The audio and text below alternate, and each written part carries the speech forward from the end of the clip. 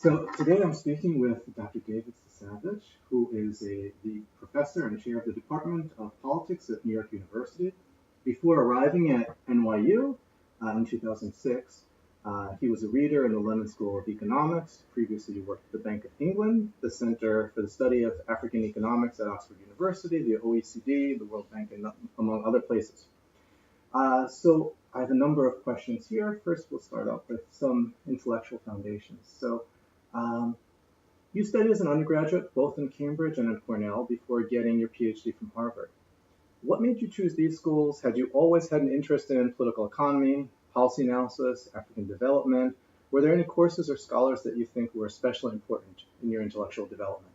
Well, I sort of think that my career has been a bit of a series of accidents that have determined where I wound up today. One thing that was not an accident is that I've always, since I was a kid, had a very strong interest in history and things of the past and political issues in the past in particular, and what they can tell us about politics today. And so that's something that sort of informed my study and thinking for a long, long time. I ended up going to Cornell for a very practical reason, that it was, A, very good school, but also B, my father worked there.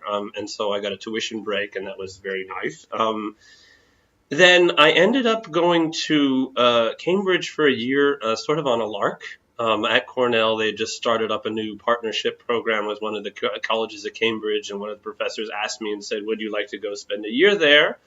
I'd previously been intending to go spend a year in Paris, because that seemed more exotic to me. Instead, I ended up going to Cambridge and studying with people in history and politics at Cambridge. And that was a fascinating year, fascinating experience. Yeah. Okay. Now, after getting your PhD, you worked at the OECD, yes, the World Bank, the Bank of England, among other places, before you took faculty positions at the London School of Economics and New York University. Do you, or perhaps did you think of these as being distinct career possibilities? How did you think about your experience in non-academic positions, and maybe how has that affected your work as an academic? Yeah, well,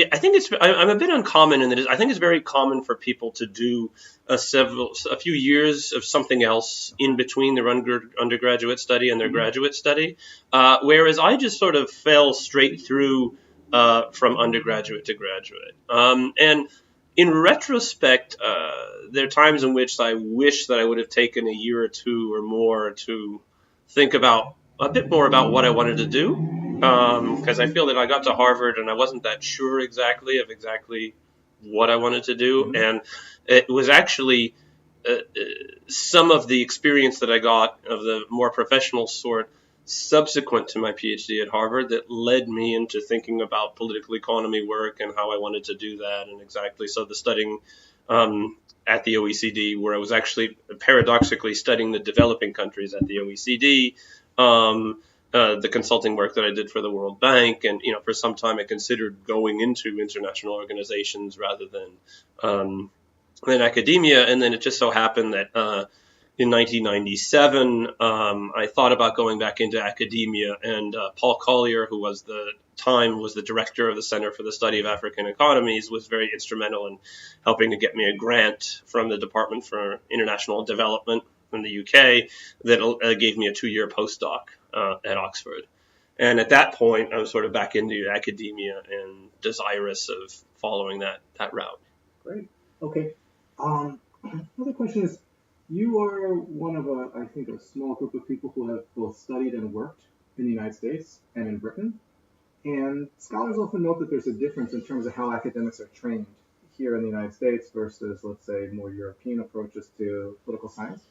What sort of methodologies do you think are favored, and what sort of articles are published in the United States as opposed to England or Europe, or is this distinction between the two kind of overblown?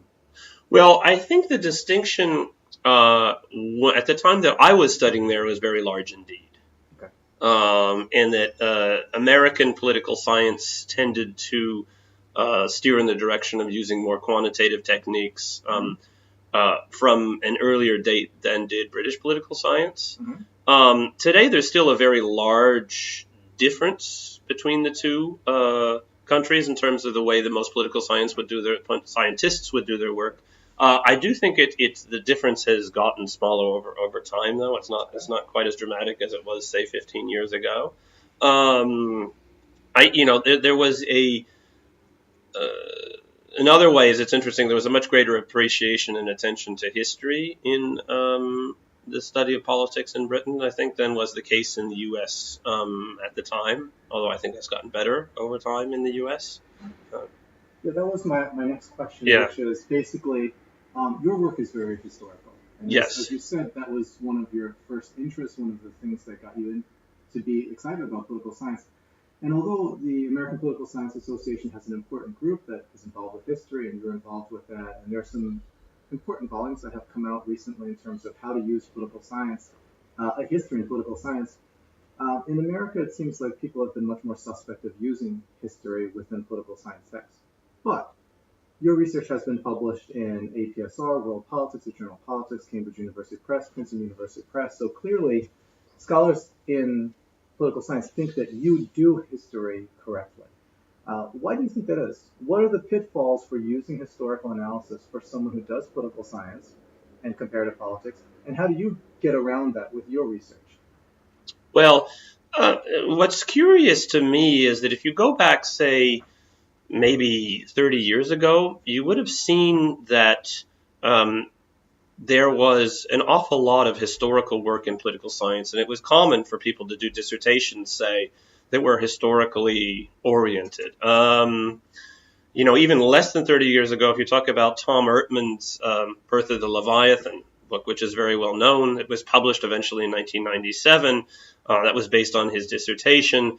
Even at the time, that was not seen as outlandish at all, that someone in European politics would write a book that was basically about the evolution of the state in early modern Europe and what it means for democratic trajectories today.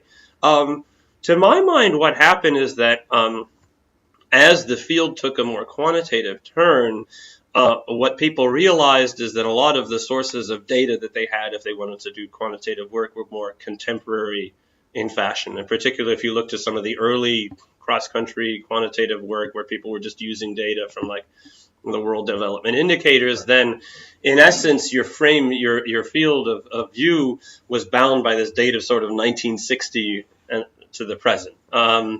You can think what you might of quantification, better or worse, but one downside of it is that it circumscribed people's view to sort of a more present context. Now I think what I've always tried to do is say that we can be interested in history, we can do it seriously, but we can also bring quantitative evidence to the subject.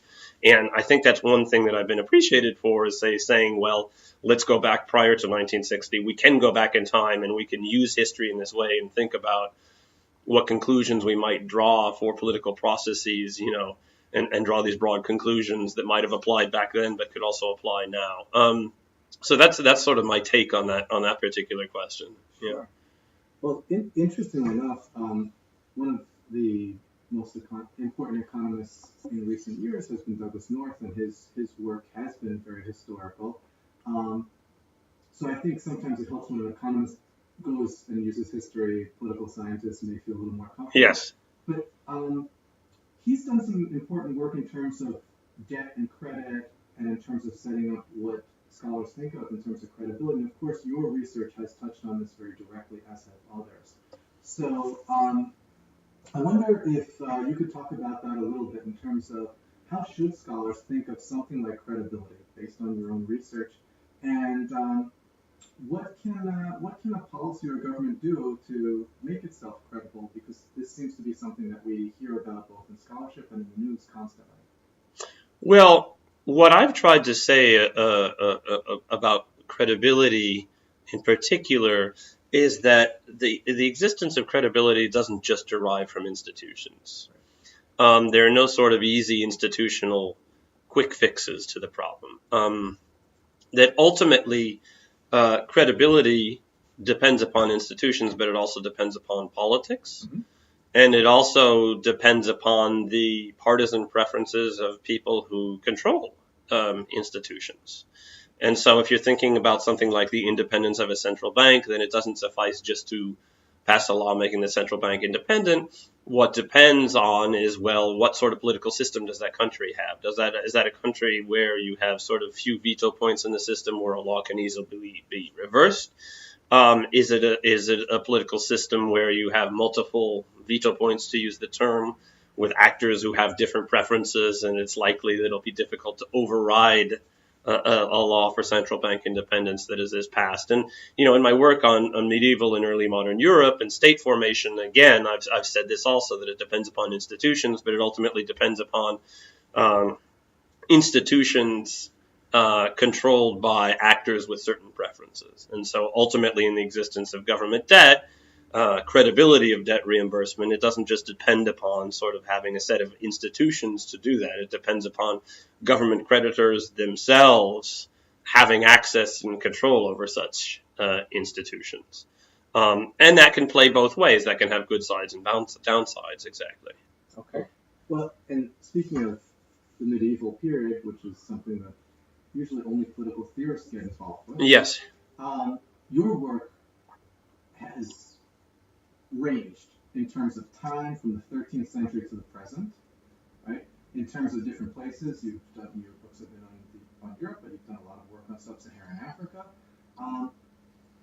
What do you think political scientists can get by looking at the pre-19th century period? Because very often people don't want to touch it, either for reasons of data, or they think that there's the material there is not necessarily comparable for contemporary discussions.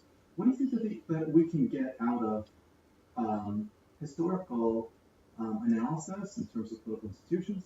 And why select these particular data instead of, let's say, talking about Nixon going to China, yes, George Bush bailing out banks? Why look at credibility in the 13th century, 15th century, sub-Saharan Africa, etc.? Yeah. Well, I guess ultimately I do work on that period because I'm interested in it. Okay. But I also think that there are several ways in which history can be important. And there's been a lot of work on sort of long-run persistence of different historical events over time. And that's an obvious reason why it might be important to study, is if you think that where we are today depends upon some event that happened 500 years ago, then that's an obvious reason to study history. But that's not the only reason to do so. My work is compelled more by the idea that if we have theories in politics, they're really sort of deep theories that can apply generally, then we should expect these theories to apply in different cases in the present, but that we should also expect those theories to apply over time.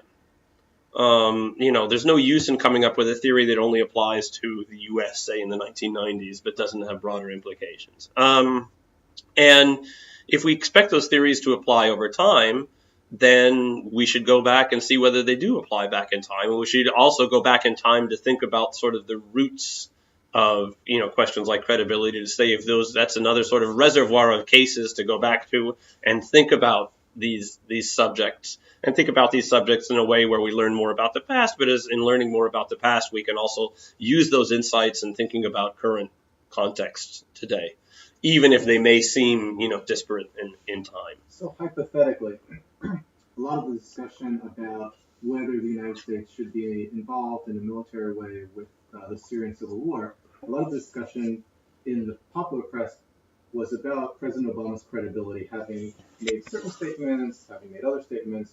Did he have to engage in some sort of military action? Did he not, et cetera, et cetera? Concretely, what do you think if you were called in to the White House or to CNN and they said, well, what does this debt building process in 15th century Paris tell us? Yes. In terms of whether people will perceive, or people who matter will perceive President Obama or the United States as being credible.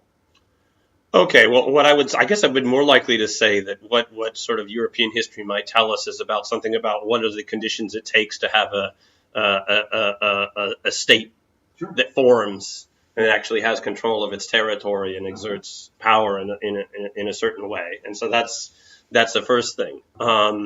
with regard, I don't see a huge link between my network and credibility to that circumstance. The extent that my work is very much dependent upon the idea of credibility with respect to a certain group of people, certain partisan group of people. Whereas with the Syria case, you're considering credibility with respect to American voters, the American Congress, the Syrian regime, alternative regimes that are going to challenge, the Obama administration going down the road. Okay.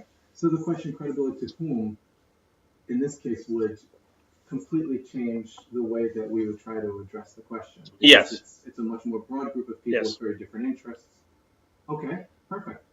Let me ask you, in terms of your work on Africa, yes, that also, some of that relies on a bit of credibility, but also you spend a lot of time looking at the role of democracy, the institutions of democracy, electoral competition, how it affects education. What do you think, again, obviously this is an area that interests you, what motivates you to focus on these specific issues?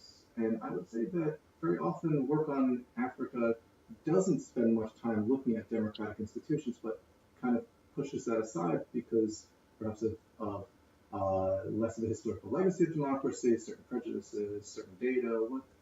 Yeah, well, I mean, as often with my work, that vein of research on Africa got started by accident. That I was at this Center for the Study of African Economies back in 1999, and they started a project on education, and they asked me, do you have anything to say about education? And I said, well, I don't know anything about education. I said, but one of the interesting things is that given that it had been at that point about 10 years since many countries transited to having some form of contested elections, it would be an interesting question to ask, well, has the shift to contested elections had any sort of impact on provision of public education, and particularly provision of primary education? And I started working on that. I produced a paper that eventually got sort of published in the American Journal of Political Science in 2005. And that's what got me interested in this question. And the more I worked on it, the more I realized what I think is interesting is that when people work on African politics, so often they talk about electoral violence, they talk about ethnic politics, they talk about this, they talk about that, all things that are very important and need to be worked on. But what they don't often emphasize is that democratic politics is happening in these countries, and we're seeing sort of differences over actual policy and policies that are emerging and that are electorally salient. And I've published this recent paper with Robin Harding, where we talk about this impact of a provision of free primary education and the incentive the governments have had to provide that, while not having incentives to invest in sort of physical infrastructure and teachers and school, because free primary education is this sort of easy thing to do that people can see that it's electorally salient. And so what I like to do, and what I hope to do in the future, is continue in this vein of thinking about, well, as these countries now have repeated elections, even if they're often elections in contexts where violence might be employed, where the playing field isn't level, that there is still this competition over different sorts of policies, and what are you going to try to do to sort of convince voters that you're giving them something? That's where all that comes from. Okay, so I'm wondering for students, potential students who are going to be watching this, would you say that a lot of the interest really started from what you felt was a gap in the literature, that people were spending too much time on certain things, not giving enough attention to, say, democratic institutions or electoral contestation in Africa? But it seems like this research line of yours has taken a life of its own because you found things that have pushed you to pursue other questions down the road. Yeah, I think I've had a tendency throughout my research career to go to sort of out-of-the-way places, as it were. Out-of-the-way places in terms of time, in terms of space, in terms of topics that are not considered currently. And, I'd encourage students to do that. Not such an out-of-the-place that is so much out of the way that no one cares, but to realize that if they want to think about how they can really make a difference, then they should avoid this tendency that I see in a lot of PhD students to sort of see what is being done today by a lot of people and just assume, oh, I'm going to follow in the wake of that. I think, you could work on something new, Or you could follow on what's being done today, but you have to think about the way it's being done today, what hasn't been said, what's the progress that can be made. And those are the ones that, that's the way to make a really interesting and important contribution. Fantastic. That's not just sort of incremental. Okay, well, that leads us actually into some questions about teaching and the way the field is organized. Many scholars see teaching and research as being very distinct. How do you see this? How do you see teaching, research, connection between the two of them? Well, I think that anytime I've been exposed to having to present a question or my work to a non-specialist audience, that my work improves as a result of that, because it clarifies my thinking. Sure. When I have to, present something to undergraduates, when I have to write sort of an editorial for the popular press, when I have to write a grant application or something like that. Any exercise like that I find useful in getting me to sort of crystallize and clarify my thinking and say, what am I really saying and what's really important? The interaction with graduate students is a little bit different. The interaction with graduate students is more sort of like their colleagues or junior colleagues. But you connect. It's more about me learning as much from the graduate students as just teaching them. Yeah. Sure. Yeah. Great. What do you think are the most important things that you want your students to learn about comparative politics, political economy when they come in here? What do you want them to leave with? I think I want them to leave with a sort of set of tools for analyzing things, but I want them to leave with much more than that. I want them to think theoretically and think about what are the big questions, and what are the big debates. And I want them to have a way in which we haven't just taught them debates and so they learned there was A, B, C, D, and E, but to sort of derive that on their own, hopefully, to try to see new things to work on that I haven't thought of myself. Great. And finally, many scholars wonder about whether they should pursue an academic career, do something that they may consider more practical. Having done both, what advice would you give to a fairly young scholar who maybe has opportunities but isn't sure what to do with all this knowledge that they've put together? Well, I think, and you're talking about someone at the PhD level or at the... Let's say at the PhD level or the advanced master's level. Yeah. So they've studied political science on a more professional level. Yeah. So I think it's useful while you're studying political science at the advanced master's or PhD level to study it really for its own sake. Okay. And to not get distracted by professional things, but I'll say professional things in a very specific way. I think the idea is not get distracted by sort of short-run income earning opportunities. Now, what I think is true is that political science has to get much better at the fact that there are people who go on who do PhDs who become faculty. There are people who get PhDs who go on to do a wealth of different interesting things out there. Working for government, working for banks, working for consulting firms, working for international organizations or this or that. And, what's odd is that us as a discipline, we haven't thought very hard about making that more systematic. The economists, you get an economics PhD, it's just accepted. There's this whole set of academic opportunities and this whole set of professional opportunities. If you're a biologist, it's accepted. There's this whole set of academic opportunities, but also a set of professional opportunities. Now, there are those opportunities professionally for political scientists, but the field isn't very good at telling people about them or telling people about how to think about them. Yeah. Okay. Well, what would individually, if someone came to you, how would you, given your own experience, what do you think you might say in terms of preparation?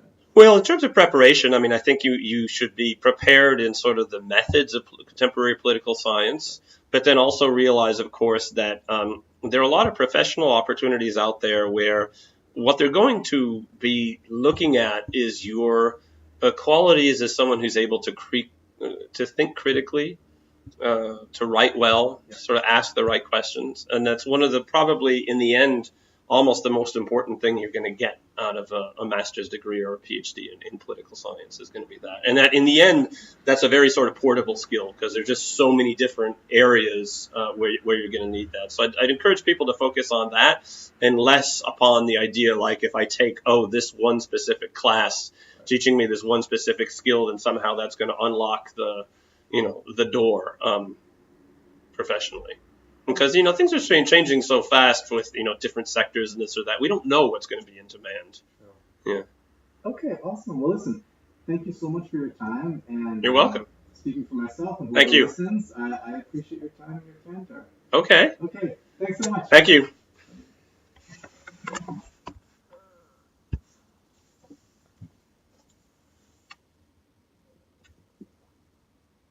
All right, who else do I have here to interview for this?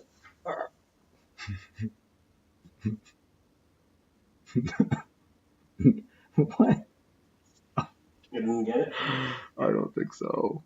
All right, but this did. Okay. Good. I just have to make sure I said. So far I have. Let me see.